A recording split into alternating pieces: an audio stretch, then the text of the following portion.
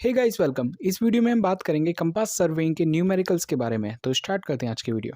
Compass surveying numerical. Compass surveying के numerical देखने से पहले हमें पता होना चाहिए लोकल अट्रैक्शन क्या होता है, क्योंकि इसके जो न्यूमेरिकल्स होते हैं वो लोकल अट्रैक्शन पर बेस होते हैं। मतलब ये हमें बोलता है कि हमारी फोर बियरिंग या बैक बियरिंग में से हमें लोकल अट्रैक्शन को रिमूव करना है और हमारी बियरिंग्स को फ्री बनाना है लोकल अट्रैक्शन से। तो सबसे पहले हमें पता होना चाहिए लोकल अट्रैक्शन क्या होता है। तो इसे देखते हैं। It is the attraction to the magnetic needle due to surrounding earth magnetic field. ये एक अट्रैक्शन होता है जो कि हमारा मैग्नेटिक नीडल फील करती है। और ये किसकी वजह से होता है? ये होता है हमारा अर्थ की मैग्नेटिक फील्ड की वजह से, जिसकी वजह से जो हमारी मैग्नेटिक नीडल होती है वो एक अट्रैक्शन फील करती है। When ever any magnetic needle is lift freely, it will definitely rest in magnetic north and south if it is not affected by surrounding earth magnetic field. जब हम magnetic needle को free छोड़ देते हैं, जो हमारी मैग्नेट है वो हमारी नॉर्थ एंड साउथ पे तभी रेस्ट करेगी जब ये किसी भी मैग्नेटिक फील्ड से अट्रैक्ट नहीं हो रही है। मतलब जो अर्थ की मैग्नेटिक फील्ड है उससे इस पे कोई असर नहीं पड़ा। तो अगर हमारी अर्थ की मैग्नेटिक फील्ड का इफेक्ट हमारी मैग्नेटिक नीडल पे नहीं है तो डेफिनेटली ये हमारी नॉर्थ एंड साउथ पे रेस्ट करेगी। If there is earth magnetic field surrounded the magnetic needle, it will be deflected from its normal position. और अगर हमारी मैग्नेटिक नीडल घिरी हुई है अर्थ की मैग्नेटिक फील्ड से, तो वो अपनी नॉर्मल पोजीशन से डिफ्लेक्ट हो जाएगी। यही होता है लोकल अट्रैक्शन। अब डिफ्लेक्ट हो जाएगी तो जो हम रीडिंग लेंगे अपनी फोर बियरिंग की एंड बैक बियरिंग की, उसमें भी कुछ ना कुछ एरर हो जाएगा। हमें बियरिंग में से जो हमारा लोकल अट्रैक्शन की वजह से एरर आया है वो हमें हटाना है और हमें करेक्ट बियरिंग बतानी है। ये करना होता है हमें सारे न्यूमेरिकल्स में। अब हमने ये तो देख लिया लोकल अट्रैक्शन होता क्या है। अब हमें देखना है कि हम पता कैसे करेंगे कि लोकल अट्रैक्शन है भी कि नहीं हमारी बियरिंग्स में। Detection of local attraction. The presence of local attraction is detected by observing the fore and back bearing of each line. तो लोकल अट्रैक्शन हम डिटेक्ट कर सकते हैं किसी भी लाइन की फोर एंड बैक बियरिंग को देख के। अब हम कैसे पता करेंगे ये देखते हैं।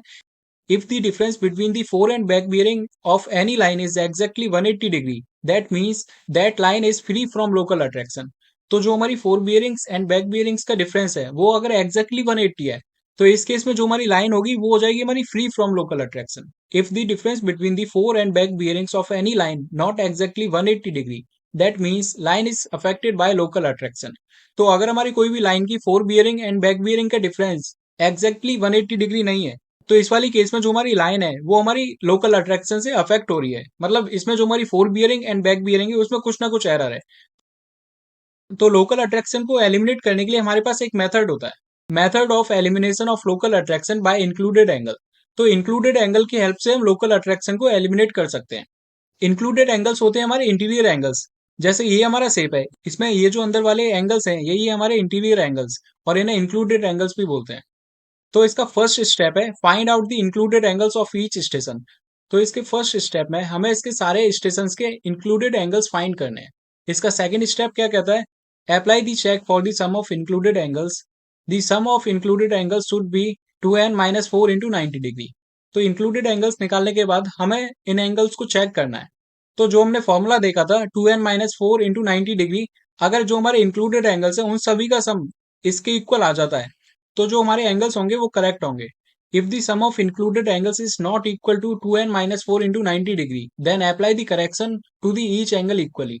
और जो हमारे इंक्लूडेड एंगल्स है मतलब इंटीरियर एंगल्स है, अगर उनका सम 2n-4 इंटू 90 डिग्री के इक्वल नहीं आया तो हम उसमें अप्लाई करेंगे correction.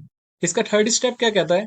Find out the line which is free from local attraction और the difference between fore and back bearing is equal to 180 degree. अब थर्ड स्टेप में हमें एक ऐसी लाइन फाइंड करनी है जो कि फ्री है हमारी लोकल अट्रैक्शन से, मतलब उसकी four bearing and back bearing का डिफरेंस एग्जैक्टली 180 डिग्री है।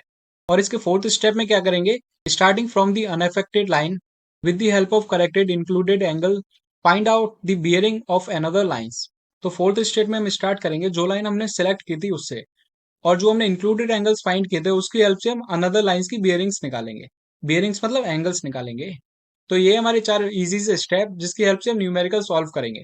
अब एक न्यूमेरिकल भी देख लेते हैं जिसकी हेल्प से हमें ये अच्छी तरह समझ आ जाए। तो हमारे पास क्वेश्चन है, a closed compass ट्रेवर्स ABCD was conducted round a lake and the following bearings were obtained. इसमें हमने लेक के चारों तरफ सर्वेइंग की और कंपास की हेल्प से हमने fore bearings and back bearings निकाल ली। Determine which of the stations are suffering from the local attraction. इसमें हमें बताना है कि ऐसे कौन कौन से स्टेशन है जो कि हमारे लोकल अट्रैक्शन से सफर कर रहे हैं। मतलब जो हमारी बैक बियरिंग्स है एंड फोर बियरिंग्स है इन दोनों का डिफरेंस एग्जैक्टली 180 नहीं आ रहा है। तो ऐसे स्टेशन हमारे सफर करेंगे लोकल अट्रैक्शन से। And give the values of the corrected bearings by included angles method. इसमें कुछ ना कुछ लोकल अट्रैक्शन गिवन है, क्योंकि अगर हम four bearing and back bearing की वैल्यू देखें तो ये एग्जैक्टली 180 का डिफरेंस नहीं आ रहा। इसका मतलब इसमें कुछ ना कुछ लोकल अट्रैक्शन है, यही हमें फाइंड करना है। और जो हमारी four bearings and back bearings की वैल्यू है उसे हमें करेक्ट करना है। तो सबसे पहले हम सारे पॉइंट बना लेंगे। इसमें सबसे पहले हम ए पॉइंट ले लेंगे। इसमें हम ये 4 डायरेक्शन बनाते हैं, इसमें कोई कंफ्यूज होने की बात नहीं है, ये सिर्फ डायरेक्शन के लिए बनाए जाते हैं। ये है ईस्ट, ये है वेस्ट, ये है नॉर्थ, ये है साउथ। हम हमेशा एंगल मेजर करते हैं नॉर्थ की डायरेक्शन से। तो इसमें जो हमारी फोर बियरिंग है वो दे रखी है 74 डिग्री 20 मिनट। तो इधर से हमने फोर बियरिंग ड्रॉ की ए से बी तक, और इसकी बैक बियरिंग गिवन है हमें 256 डिग्री। तो नॉर्थ से हम एंगल लेंगे 256 डिग्री, तो ये हो जाएगी हमारी ए बी की बैक बियरिंग। सिमिलरली हम करेंगे बीसी के केस में। बीसी के केस में जो हमारी फोर बियरिंग है वो है 107 डिग्री 20 मिनट्स। तो ये हमारी फोर बियरिंग नॉर्थ से हमने मेजर की, ये हमारी आ गई 107 डिग्री 20 मिनट्स, और इसकी बैक बियरिंग दे रखी है 286 डिग्री 20 मिनट्स। तो नॉर्थ से हमने ये मेजर की, तो ये आ गई हमारी बीसी की बैक बियरिंग।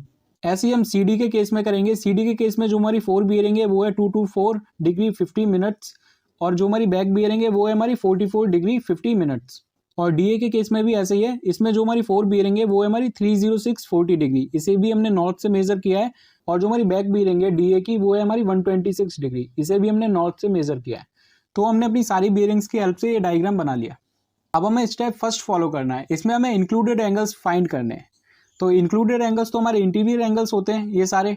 अब हम एंगल एक कैसे फाइंड करेंगे, इसमें अगर आप देखो तो इस पूरे एंगल में से हम ये वाला एंगल माइनस कर देंगे तो हमें ये एंगल मिल जाएगा। तो कुछ ऐसा ही करेंगे हम इधर भी। तो एंगल ए को फाइंड करने के लिए जो हमारी बियरिंग है लाइन ए बी की, उसमें से माइनस करेंगे bearing of line A D की।